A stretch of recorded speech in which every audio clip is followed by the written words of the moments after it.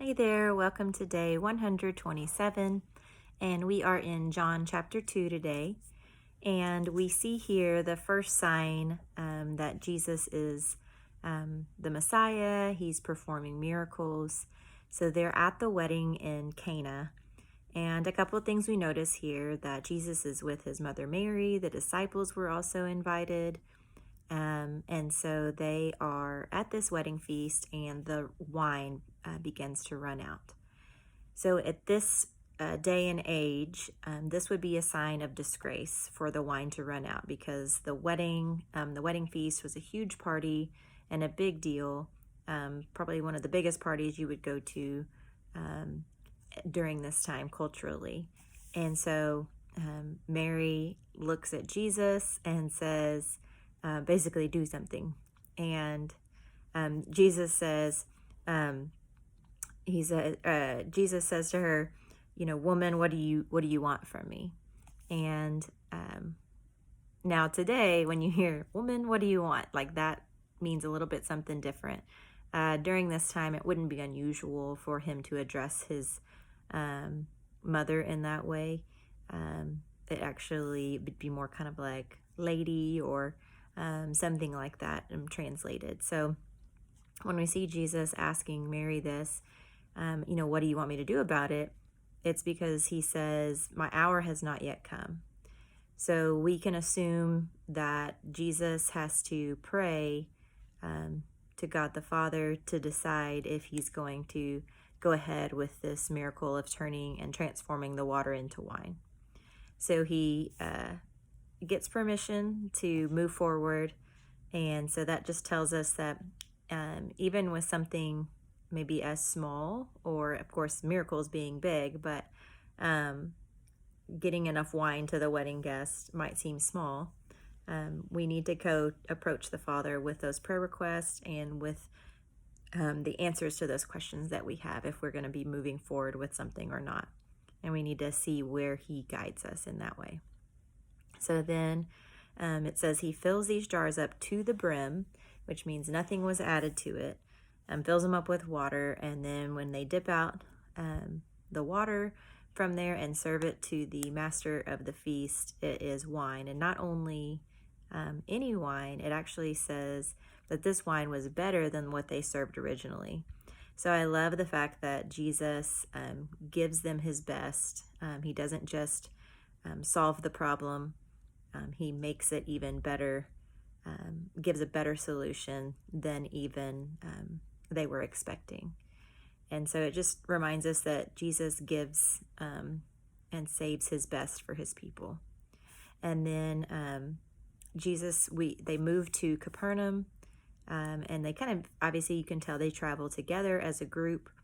We also notice that Joseph's not mentioned at this point. We might assume that because Joseph's not really mentioned anymore in the scripture, that he had passed away early.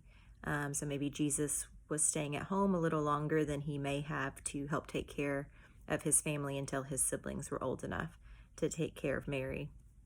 And so we see them traveling together. They're coming to the temple. They're coming to Jerusalem for Passover. So when it's Passover, the town, Jerusalem, is filled with up to millions of Jewish people coming to worship and to go pay their temple tax and anything else that's required of them at this time. And John is pointing this out to the readers because a lot of times the readers may be Gentiles and not know all of the traditions. So just like us, who are Gentiles typically that are watching this, we wouldn't necessarily know all of the Jewish traditions. And so we see that people are selling, they're changing money. So they're taking one type of coin and trading it in for a different type of coin to be used for the temple tax. They're selling different animals for sacrifices, and this is all done in the outer courts of the temple. So Jesus, of course, is very upset by this and begins to show his authority by turning over the tables, and where it says he poured out the coins of the money changers and overturned their tables. And this would have been the place or the area of the temple where the only place the Gentiles would be allowed to come and pray. And so they're taking up space. They're doing it with not the right motive, and Jesus is upset that the temple is being used in this way, as he knows it needs to be a place of worship. Then Jesus references the idea that they're going to destroy the temple in 3 days. He's going to raise it up. Of course, we know that he's talking about his body being the temple and not the actual building itself. And so later on, after Jesus has been resurrected, it says the disciples remembered that he had said this and believed the scripture and the word that Jesus had spoken.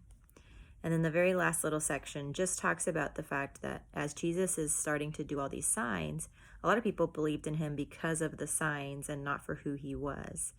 And this just reminds us that, number one, that Jesus looks at the heart and knows our heart. It says, for he himself knew what was in man. So even though Jesus knows our hearts, he still loves us and he still looks at us with compassion. And he was not looking for the applause of men. He was not on a big stage surrounded by a ton of people who were clapping and cheering him on. He didn't want that superficial faith from people. He wanted to have those deep relationships, and he wants us to truly build those relationships and to have that relationship with him as well. And so as you finish out your time today, just pray for that deep relationship with Jesus. Pray for guidance in anything that you're seeking for that next step that you need to take. And let's just remember that Jesus gives and saves his best for his people. Hope you have a great day.